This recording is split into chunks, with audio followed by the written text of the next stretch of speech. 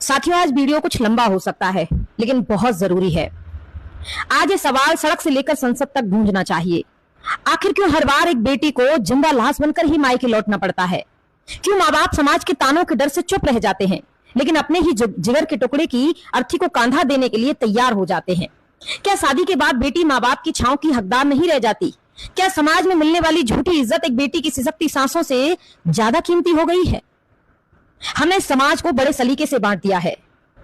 लड़कों को दे दिया घर के आधार का तमगा और लड़कियों को सौंप दी इज्जत की चार दीवारी। उन चार दीवारों के भीतर चाहे उसे रोज मरना पड़े, जलना पड़े, घरेलू हिंसा की आग में झुलसना पड़े, पर उसे बोलना नहीं है, क्योंकि समाज कहता है संस्कारी महिलाएं जवाब नहीं देती, प्रतिकार नहीं करती, वो सिर्फ सहती हुई स्त्री को संस्कारी समझता है। और यह एक दकियानुसी सोच हमारे खून में घुल गई है कि बेटी की डोली मायके से उठती है और अर्थी ससुराल से। और इसी सोच के कारण वह बेटी जो कभी अपने पिता की आंखों का तारा हुआ करती थी, आत्महत्या जैसे अंधेरे कुएं में कूद पड़ती है, क्योंकि उसे सारे रास्ते बंद दिखाई देते हैं। अपने चारों ओर ध्यान से देखिए, हर घर में आज एक अंतही जंग छिड़ी हुई है।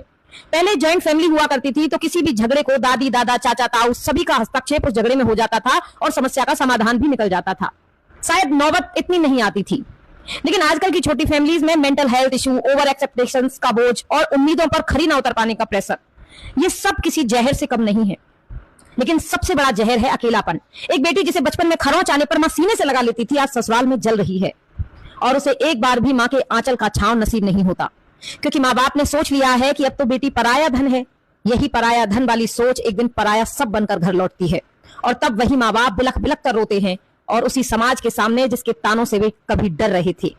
क्या आपने कभी सोचा है जिस समाज के तानों के कारण आपने बेटी की पुकार को अनसुना कर दिया था, वही समाज अर्थी उठते वक्त कान में कहेगा, बेचारी देखो कैसे मौत हुई, आपने इज्जत बचाने के लिए बेटी को कुर्बान कर दिया, लेकिन क्या वह इज्जत आपको आज मिल पाई? क्या मरने के बाद बेटी इज्जतदार हो गई? अरे वो जिंदा रहती और संघर्ष करती तब भी इज्जतदार हो सकती थी। अंतर बस इतना था कि जिंदा बेटी माँ बाप के घर रहती, आवाज उठाती, मदद मांगती, संघर्ष करती, तो समाज बोलता अरे लड़की में ही कोई कमी होगी। और वह मरी हुई बेटी पर वही पूरा समाज आज आंसू बहा रहा है और कहता है गलत हुआ। समाज को मरी हुई बेटी बहू का सम्मान करना आता है, लेकिन उसी समाज को जीती जागती स्वाभिमान के लिए लड़ने वाली बेटी का साथ देना नहीं आता।